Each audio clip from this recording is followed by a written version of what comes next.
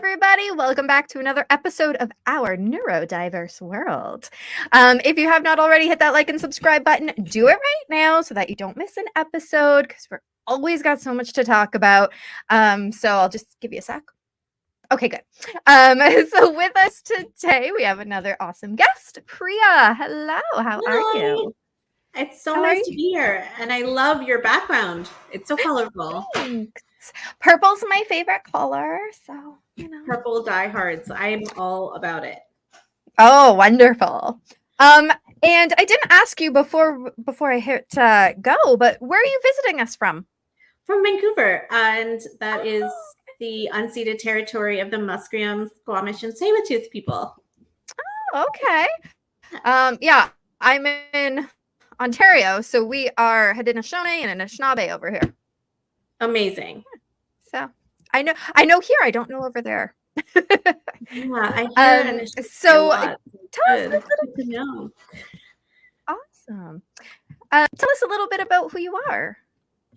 Yeah, I'm a mom of 2 neurodivergent kids, but also I recently found out that I am inattentive ADHD, and I'm so happy to finally learn that, and it makes so much sense putting everything together, and I'm thankful that I got to learn that. So I'm here, and also I have a background in psychology. I wrote a book to help other families because I feel like we just got lost in this terminology that is one small piece of a big picture.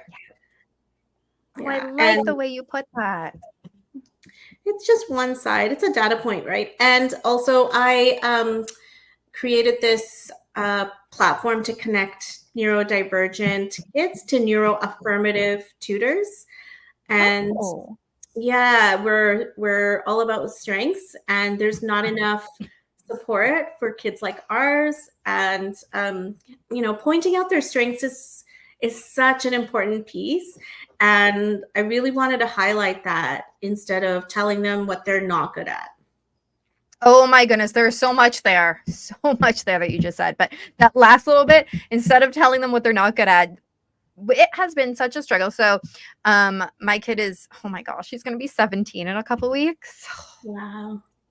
And so for those of you who are just tuning in, this is your first episode, my kid has autism. And from a societal perspective and an educational perspective, he's always been told what he's not good at and what he needs to improve and what skills he's lacking in, instead of, like you were saying, building them up and saying, this is what you're really good at.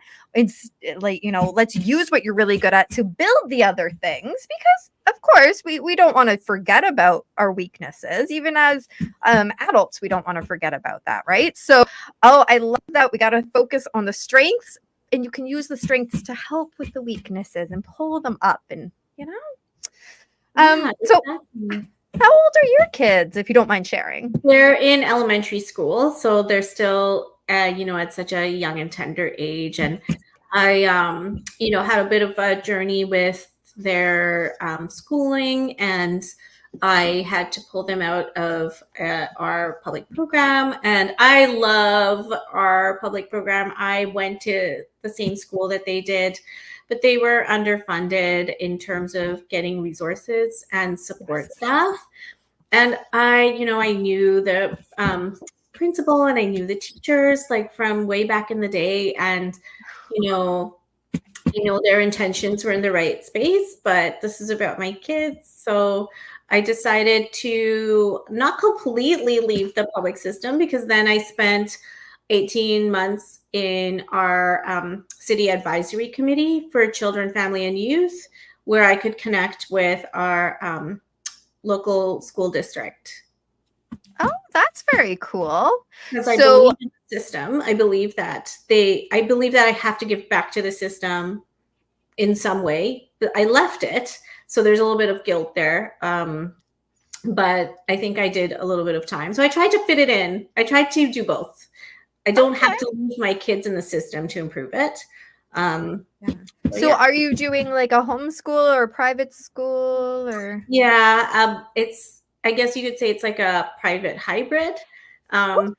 Yeah, so I just, we just find what they're good at and they go do that. They also have time to practice skills like socializing, which is so annoying for them and hard for them and difficult for them. Yes. But it's kind of like it's not all that they are. And they know that, there are some positives that come out of doing things you don't like. And Yes. decide that they know that it's important and they know that practice is something that will help them, but they know they're really good at other things. Yes. Oh, that's so good. Yeah, we've kind of done variations of school too over the years. He was in public school for a while. We had like a what did they call it? Outreach instructional teacher for a while that came to the house. We did homeschooling a little bit. We went back into the school. He was in social strategies class and then a section 24 classroom, like a lot of different strategies trying to figure out what works. And now finally we're in grade 12. Whoo, about time. Amazing. All online courses, which some people have some hard feelings about, I get, but I always like to say everybody learns different. So I don't want to say kids need to be in school because they don't need to be in school.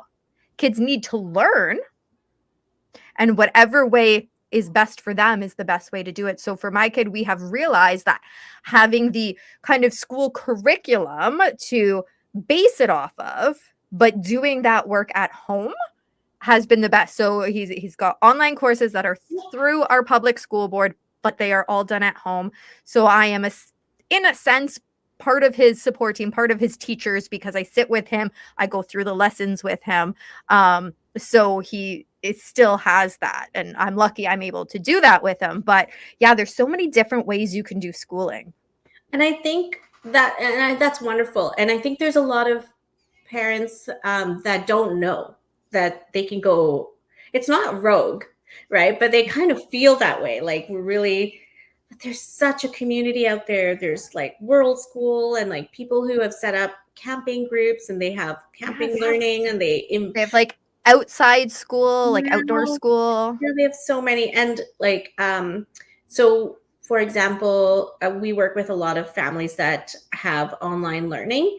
And they sometimes they go the homeschool route, and then we have somebody who supports them online, and they do so well. So, I mean, if people say, well, they have to go to school, you have to think like, why are they going to school? Is it to socialize? Then set up social groups, right? Yeah. So exactly. it's just so crazy to believe that the system that was made a couple hundred years ago is the only way when we don't even know the curriculum that they're learning. I mean, now with AI and, ChatGPT, for example. Yes. So what does the future of work look like? And then forcing our kids to learn something that we have if school is there for employability in the future, we have no guarantee of that. Yeah. I feel like too that a lot of times school is teaching you how to stay within a box, and not just for our kids, but society as a whole. There are more and more jobs that you need to be outside of that box. There's so many more people that are creating their own jobs now because technology has come so far that people can create entire different platforms that could be their new business. So in order to have those skills of thinking outside of this box, we need to stop thinking that school is the one and only way of having education or learning. It's not a bad way, but it's just one way. That's right. Oh, I love that. And, I see more platforms that are catering to such a large population of neurodiverse people, right? So, and I think now we know more about neurodiversity and there's more awareness, and there's still populations that fall into the cracks because maybe they are a person of color, and the neurodiversity is then attributed to, I don't know, cultural differences or family, I don't know, right? And so, I mean, I think that's one of the reasons why someone like me was left behind. Also, being a girl didn't help, but yes, right? But then I had that one person that I needed who believed in me. And, I went from near failing to getting, scholarship levels in my provincial exams. So, but I needed that belief, and I needed someone to help me create goals and really believe in me, give me opportunities and leadership opportunities. And I think a lot of people, you know, confuse their grade level with their confidence. And Yes. yeah, and that's just learning something that's been designed by maybe a corporation. I don't know. We Yeah. just like to jump into our kids' worlds and, really facilitate and stretch what they're good at and try to make that what they use as a guiding star for whatever they want to do in the future. Yeah. And I don't know, it's just so much more fun that way, but also you can't go wrong betting on yourself. Yes, exactly. So there's I'm going to kind of switch us away from education for a second because you said recently you finally found out Yeah. about your own diagnosis. So tell us a little bit about that journey, because I know when I got mine two years ago, something like that. It didn't. I always like to say it didn't change who I was, but it made sense and made everything up to that point make sense. So how did you go about? Why did you go about getting one? How do you feel now? I know lots of questions. I'll just keep throwing them at you. No, I love that. I think like I always did feel like an alien, and I didn't know if it was because I was in this suburban town and was being called Blackie. Like I mean I didn't know. I was like, am I black? I had no idea. Like and I'm not. Yeah. My family is originally from Fiji, and they were taken there by the British after the end of slavery. And anyway, so I had a lot to figure out. So Yeah. it was not like, okay, this is the one thing that is Yeah. making me different. There were layers upon layers upon layers, and finally kind of giving myself the time um, and the self-care of letting myself not mask, but really saying to myself, like, how is this making me feel, and am I really stepping into who I am? And Yes. that came only after I was pouring all of myself to my kids. And there became a time where I was like, I can't do it anymore. I just can't do this anymore. It's too difficult. And I had to spend time on myself and think about things. And I was awarded that privilege. Um, and not everyone has that. But it was very difficult to kind of tease apart because, um, you know, and it's like there were traumas when I was growing up. So was it attributed to the trauma? Like my mom had died when I was 12. Hmm. So yeah, so like, was it that? Was it because my family, they were immigrants? Like, was it, so then also when you have a parent die, you cut out on support and income. So like, was it that? So obviously it was a combination, right? But for me to kind of figure out how my brain works best took a lot more time than I would like. But now looking back, I was like, oh, okay, I did better learning in this specific situation. I needed that one-on-one person who Yes. believed in me, who just said, like, what are your goals? And then met with me and gave me leadership opportunities. So I was better. I was good at dancing. So she gave me opportunities to teach dancing at the local community center. Her name's Lily Dong. She's still working in the system right now, helping youth at a local community center here in Vancouver called Hillcrest, and she's amazing. But she put me in that leadership opportunity, and that really helped me build hope for myself, because at that point, I didn't even know if I was going to graduate. I thought, why am I reading this over and over and over, and it's not like sticking? And also I thought it was so odd that like everyone after class would be like, what did the teacher say? Because then I would just repeat it to them Yeah. detailed, and then I would just like flunk the test. So I'm like, wait, Yeah, because clearly you know what they're saying, but it's the getting it back out onto a test that can be, for a lot of kids, it's so tricky to do that. Like, what is this question asking? Like, is Yeah. it trying to trick me? That was always the thing. I'm like, Yeah. and then I got into the mind of like the test creator. Like, that's not what I needed to be doing, but Yeah, a lot of my tests I don't want to say regurgitate because that sounds bad, but I would basically write exactly what the teacher said. So then afterwards, sometimes I'd be questioned, do you understand do you understand the content? I'm like, yeah. And I would then say it in my words, but on the test, why wouldn't I just, like in my head, why wouldn't I just write exactly what the teacher said? Like if I know what the teacher said and I understand the words they used, why wouldn't I use their words again? So in college that worked out well for me because I was taking community justice services, so it was all about the law. So writing things exactly how they were stated yeah. was actually very helpful. So that was good. But yes, it's like they want you to use your own words, but unless it said put it in your own words, why would I? This makes sense to me. I'm just going to write what the teacher said. There's some fear in putting it in your own words too, right? Like, Yeah. even now, like I think kids, they have a hard time saying what they truly feel because people will comment on it and they don't know if it's Yes. real. But I did think that I was really in my own head about that. Like, if I put it in my own words, then surely it's wrong. But yeah, it took a lot of time for me to kind of figure that out. And so after my kids were diagnosed, I was like, wait a second, a lot of this is, I can see myself doing this. And then especially like the time blindness. Yeah. So it's called time blindness, but my family's originally from Fiji and they just call it Fiji time. So Yep. that was confusing. And I was like, well, they value relationships more than time that's exchanged for a product or production.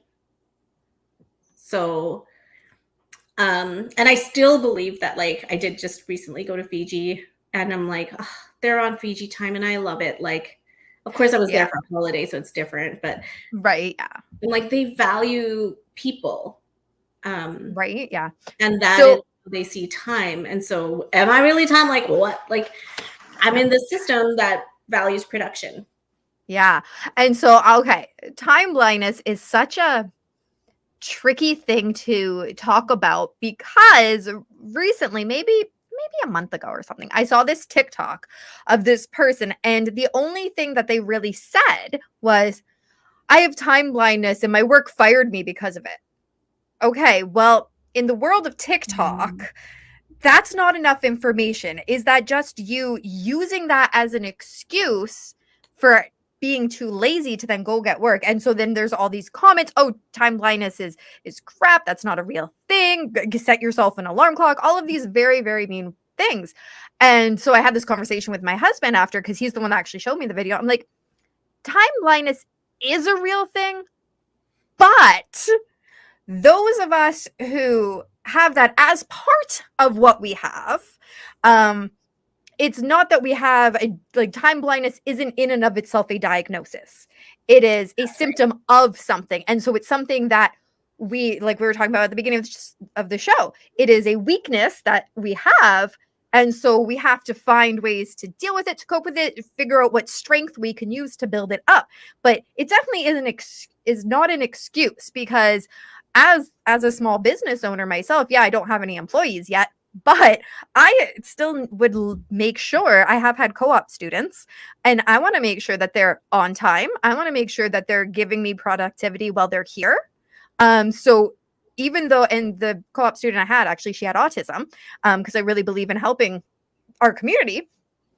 I'm not going to just be like, oh, you've got time blindness as part of your autism. That's fine that you're 20 minutes late. It's really not fine. You're expected to be at a certain. So, I totally appreciate what you're saying. And I just think it's such a hot topic, especially since it's popped up on social media lately, that I wanted to just share that little blip out there. I like that. I think it's just one piece, right? So there's that, and rejection sensitivity and sensory processing differences, and and knowing why I remember every word to every pop song that I was in love with, right? Like, and not being able to read the same thing 3 times and have any retention. Like, there are a lot of things that now looking back, like, oh, I opened up a lot of tabs and didn't close them. Oh my gosh, I live with open tabs. If the tab closes, I will never remember what was on the tab. So the tab open. Oh my goodness, yes. Right? That is my life. I remember a really great former employer who was like, and I'm like, I can't do this anymore. And she's like, okay, yeah, we noticed some things too. And I was like, oh, what were they? And she's like, well, you didn't complete anything. And I'm like, oh, she's like, you would do your to-do list, and then the next day it would be a different to-do list. So there's little, people who took time to give me that, and, me being open to the feedback, and now just like kind of piecing it all together and really focusing on that aspect of how I work and how I'm a big picture thinker sometimes, and sometimes I get lost in the details, but and I can hyper focus on one topic. So yes. I didn't know any of that. Yeah. Well, and that's just it. These words that we throw around, ADHD, autism, learning disabilities, whatever words we're throwing around, they're so intricate. There's so many different layers of them. And if we don't start learning about them, it's just this big kind of ominous word that has so many meanings. And if you only are listening to things on social media about it, you're not going to have the right information. And and then everyone's like, oh, everyone has ADHD. I think I have ADHD. And you're like, oh, okay. Yeah.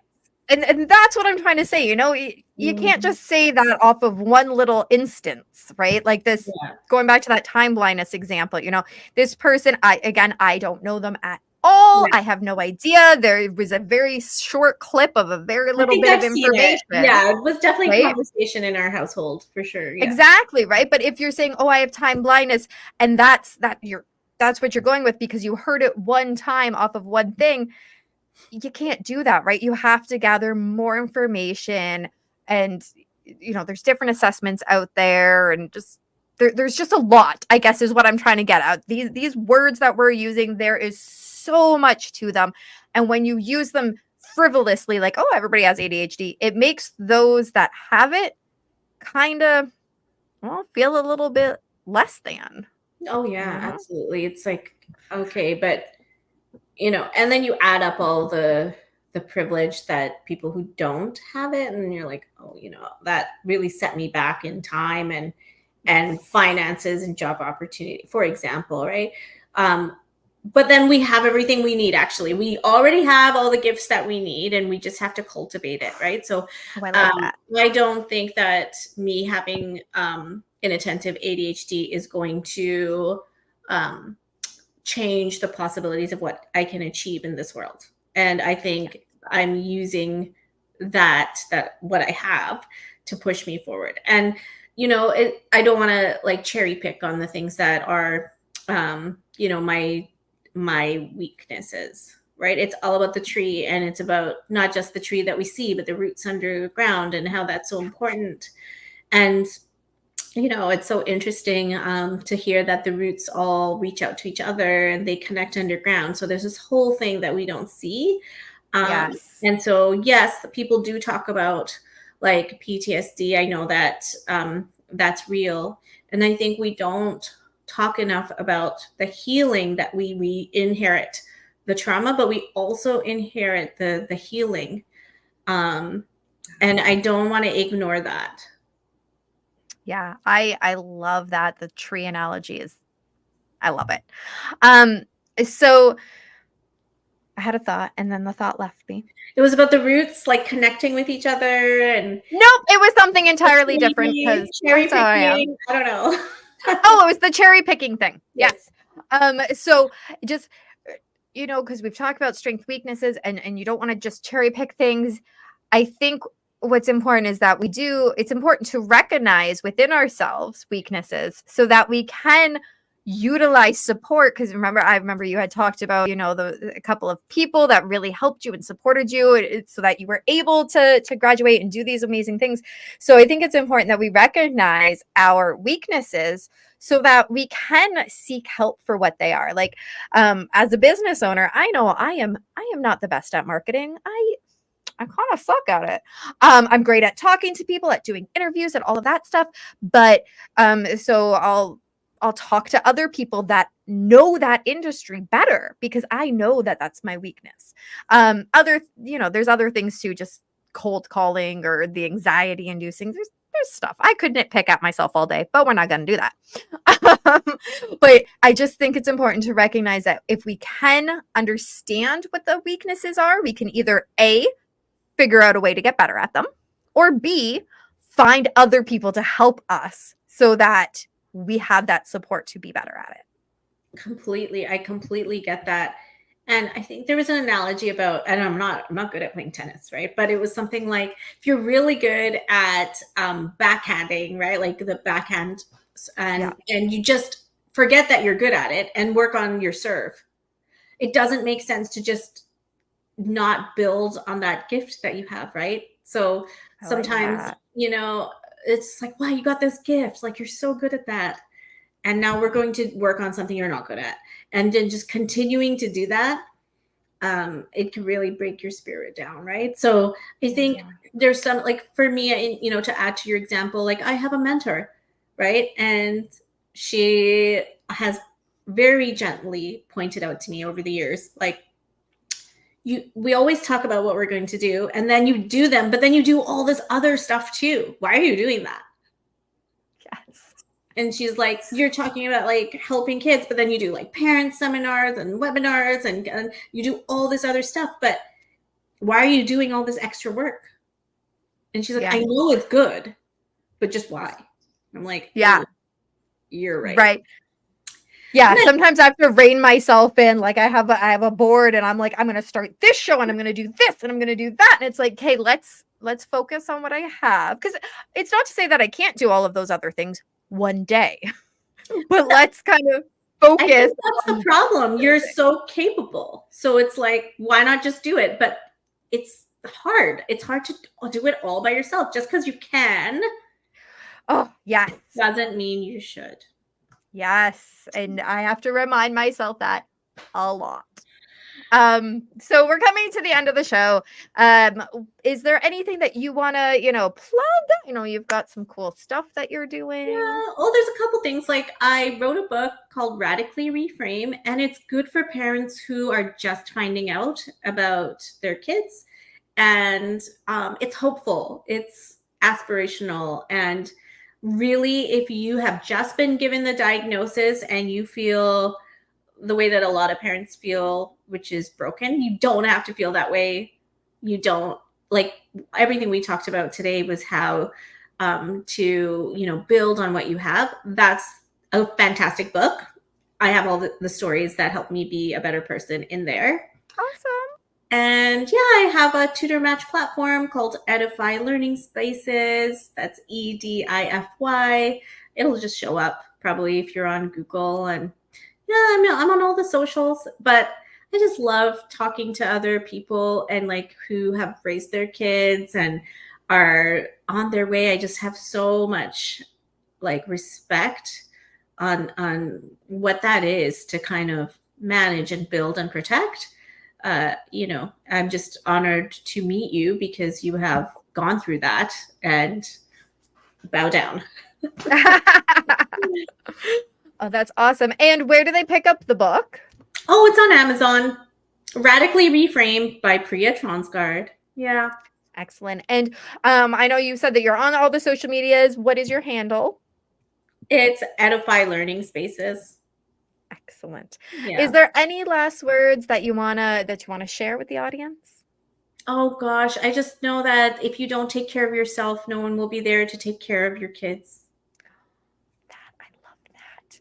All right, so I will be back to talk to you in one sec. So everybody, that was our amazing guest Priya.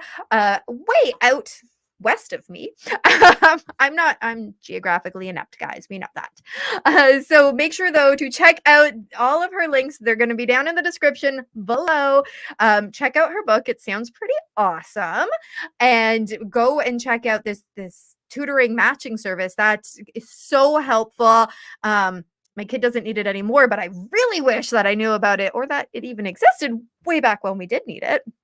And be sure to, of course, subscribe, even though you did at the beginning of the episode, but maybe you tuned in halfway through. I don't know. Subscribe to the channel. Share these episodes out. If you know anybody, we talked a lot as parents. So if you know any parents that are experiencing what we've talked about today, then share this with them specifically, right? Send them a direct message. Say, hey, I heard this, on our Neurodiverse World, Priya and Randy, they were talking about being a parent and experiencing all of these different things.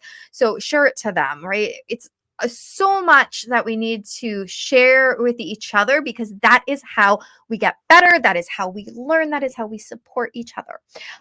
Tune in tomorrow at 9:30 Eastern for an episode of my brain just went blank, of the Write or Die show here on RP Media. It's been a long day, guys. And for those who did not know, it's my birthday today, which is why I'm super probably over hyper. I just had a whole bunch of caffeine because I got free Starbucks. I don't drink caffeine ever. And I had chocolate cake at work before I got here. So I know, I feel like I'm rambly today. Anyways, bye.